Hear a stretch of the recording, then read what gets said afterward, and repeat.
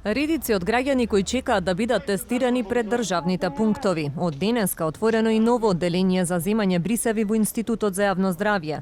Пунктот ќе работи од 7:30 до 14 часот, а од 18 до 20 часот ќе се издаваат резултатите. Со тоа само во лабораториите на Институтот дневно ќе се прават и по 1000 тестови, што е за 150 тестови повеќе во споредба со досегашните капацитети. Со ова надлежните очекуваат да се забрза процедурата за тестирање. Овие што овдека се луѓе може да се тестираат ургентно, за ургентни потреби, 1850 денари е тестирањето, меѓутоа во редовен термин, мој термин обезбедува уште за 150 лица можност да се тестираат. Така да, ако ме прашате дали гужвата ќе се намали, да, доколку мерките се почитуваат. Значи, во еден исти момент, каква год да имате институција или некоја лабораторија, не можеме да одговориме ако дојдат сега во моментов 500 луѓе да бараат тестирање. Правиме напори, правиме се за да одговориме на потребите на граѓаните.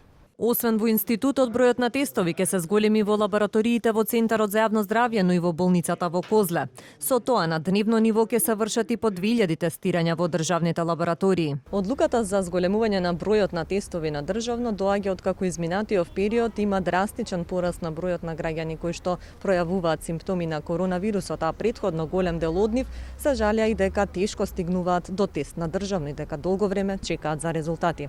Во меѓувреме здравствените власти бараат начин граѓаните да можат да се тестираат и во приватните лаборатории на сметка на фондот, зашто одлука ќе треба да има до крајот на неделава. Најновиот извештај на Институтот за јавно здравје пак, кој се однесува на периодот од 19 до 25 октомври, покажува дека направени се вкупно 13.993 тестови, а дури 24% од тестираните се позитивни на вирусот. Бројот на ново дијагностицирање е зголемен за близу 30% во однос на минатата недела, а регистрирани се и 84 смртни случаи, што е зголемување од 71% на смртноста во однос на претходната недела. Според анализите, најголем дел од починатите имале и други заболувања.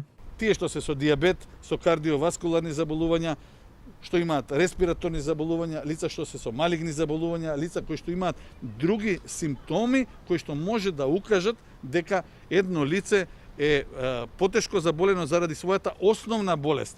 Ако ќе му се накалеми плюс ковид вирусот, ете проблематичната работа за секое лице, повеќе болести во исти момент, на исто место, кај исти пациент. Поради напливот на пациенти, комисијата вчера донесе одлука да се обезбедат дополнителни болнички капацитети во детската болница Козле, а уште 2 нови одделенија ќе се отворат и во градската општа болница 8 септември.